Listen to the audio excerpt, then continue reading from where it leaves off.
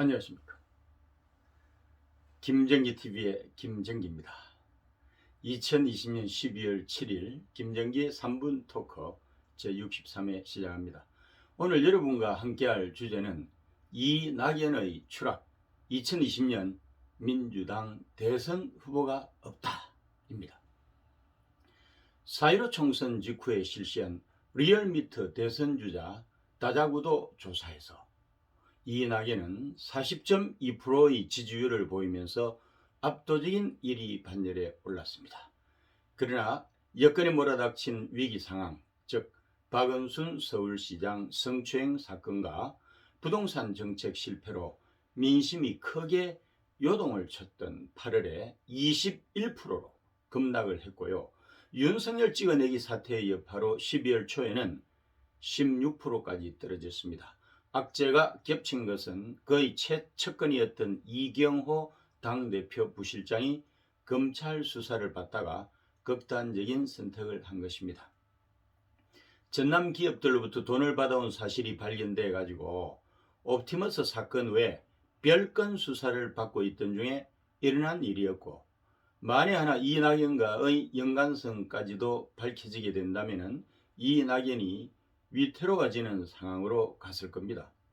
이런 일까지 생겼으니까 거의 지지율은 당분간은 더 내려갈 일만 남아 있는 거죠. 저는 1년 전부터 줄기차게 이낙연 호남 대망론의 허구를 주장했습니다. 그는 어차피 시한부 흥행조였던 것입니다. 그나마 수명이 다해가는 것이죠. 특히 내년 4.7 서울시장 보궐선거에서 이기지 못하게 되면 회복할 수 없는 치명상을 입게 될 것입니다. 그리고는 내년 9월 민주당 전당대회에서 대선 후보가 되는데 실패를 하고 말 것입니다. 왜 이낙연의 지지율이 계속해서 떨어질까요? 그가 대권 행보를 하면서 진짜 이낙연을 보여주지 못했기 때문이 아니겠습니까? 그는 총리와 당대표를 하면서 본인이 중심이 되어가지고 스스로의 노력만으로 일궈낸 것이 하나도 없고 오로지 문재인의 2인자로서 그림자 이미지만 보여주었습니다. 즉 자기만의 색깔을 통해서 대중을 매료시키는 능력, 퍼블릭 캐리즈마라고 하죠. 이런 퍼블릭 캐리즈마를 만들어내지 못했기 때문입니다. 사실 이낙연이 호남 출신 DJ 계승자로서 문재인과 그의 지지 세력인 문파들에게 충성을 통한 신뢰 획득을 해야 하는 태생적인 한계가 있었고요. 그래서 총리와 당대표로서 문재인 정부 계승의 의미를 담은 코로나19 극복으로 뒀고 2차 재난지원금 지급 방식을 두고서 정부와 보조를 마쳤습니다. 자기 정치보다는 당정청이 힘을 모으는데 협력을 하면서 이낙연 정치를 실종시키는 우를 범하게 된 것이었죠. 그러면 앞으로 민주당 대선 후보는 누가 될까요? 김경수일까요? 이재명일까요? 김경수 2심 선고 후 대타로 언급되는 김두관일까요? 이광재일까요? 이낙연 낙마 후 대타로서 정세균일까요? 저는 아직까지도 친문적통인 김경수 카드가 살아있다고 봅니다. 김경수는 정권 창출에 부합하고 문재인의 대통령 이후를 확실하게 보장할 수 있는 그런 사람이기 때문입니다. 최근에 김경수 항소심에서 공직선거법 위반에는 무죄 선고를 받았지만 댓글 조작에는 1심과 형량이 똑같이 징역 2년을 선고받았습니다. 대법원 최종심은 언제쯤 어떻게 나오게 될까요? 아마도 내년 4.7 보궐선거 이후 6월경에 무죄로 나오지 않을까요? 김명수 대법원장이 전원합의체 방식으로 무죄 총대를 맬 수 있다고 봅니다. 법리적으로야 당연히 유죄지만 정권 재창출의 명언이 걸려있기 때문에 정치적으로 판단을 내릴 수도 있다고 하는 것입니다.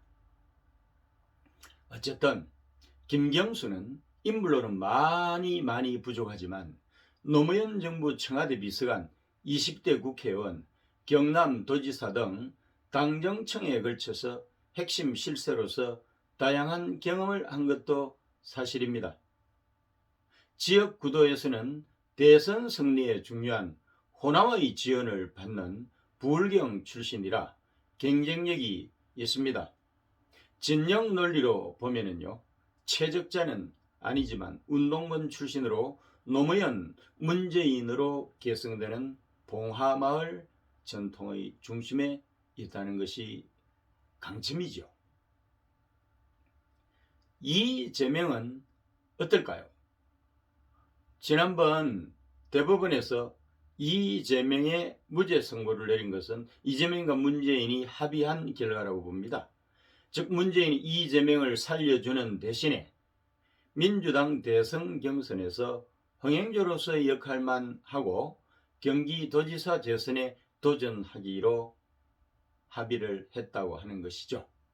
이렇게 함으로써 이재명 지지자들, 즉 민주당 내에 약 20%에 달하는 열광적인 팬들과 최근에 코로나 바이러스 대응을 통해서 보여준 카리스마로 확보한 중도 성향의 열광적인 비당헌 팬들의 표 이탈을 막는 것이죠.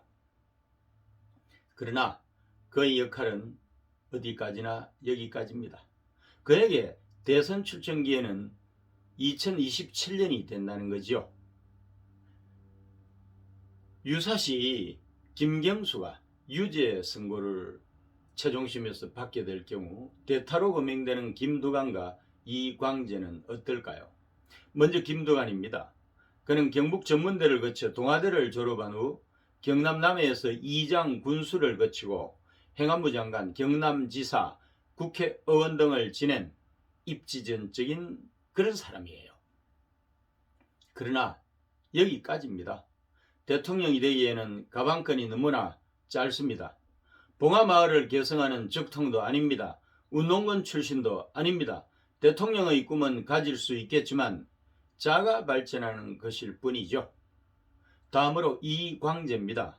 그는 안희정과 함께 노무현을 만든 장본인이라고 하지만 어디까지나 일개 국회의원 보좌관 신분으로 참모적 역량을 발휘했을 뿐입니다. 노무현 킹메이커는 당시에 현재 권력이었던 DJ 김대중이었고 민주당 강주경선 신화창조는 DJ 직계 조직이라고 할 수 있는 연청이 연출을 해낸 것이죠. 재선 국회의원과 강원도지사를 지냈고 최근에 사면복권돼 가지고 정치 활동을 재개하면서 원조 친노로서 독자적 목소리를 낸다고는 하지만 대선 후보가 되기에는 여전히 갈 길이 멉니다. 이낙연이 내년 보궐선거에서 서울시장을 국민의힘에 내주게 된다면 대선 후보로서 입지가 흔들릴 가능성도 많죠. 당대표 책임론이 대두가 될 거니까요. 그렇지 않아도 지지율이 바닥을 치고 있는 상황에서 4.7 보궐선거 패배는 결정타가 될 수 있습니다. 이낙연의 거품이 꺼지면서 호남 대안론이 팽배하게 되면 정세균이 전면에 등장할 수도 있을 겁니다. 정세균은 여러 가지 면에서 나름대로 경쟁력이 있을 수 있습니다. 고려대 총학생회장 출신으로 운동권으로 치면 현재 문재인 정권을 바치고 있는 전대협 출신 운동권의 대선배가 되는 셈이죠.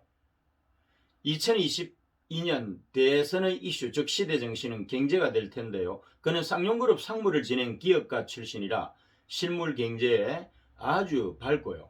여기에 더하여 산자부 장관도 지냈습니다.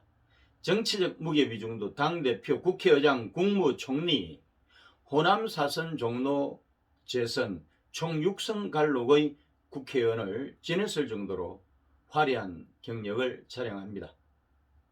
원조 친노로서 문재인과도 함께한 동지적 관계이므로 문바의 신뢰도 상당합니다. 또한 국민과 함께하는 서민적 행보도 이미 그 진정성이 입증이 되어 가지고 그를 겪어본 사람은 누구나 그에 대한 호감을 가지게 된다는 것입니다. 그런데 강점일 수도 있지만 대선 승리의 치명적인 약점인 것은 그가 호남 사람이라는 것입니다. 노무현 문재인 대통령은 호남과 부울경이 연합군을 결성하여 만들어낸 결과물입니다. 2022년 대선에서도 이 공식이 통하게 될 것입니다. 오늘도 함께해 주신 애청자 여러분 감사합니다. 구독과 좋아요 버튼을 꼭 눌러주세요. 여러분의 성원이 엄청난 힘이 됩니다. 고맙습니다.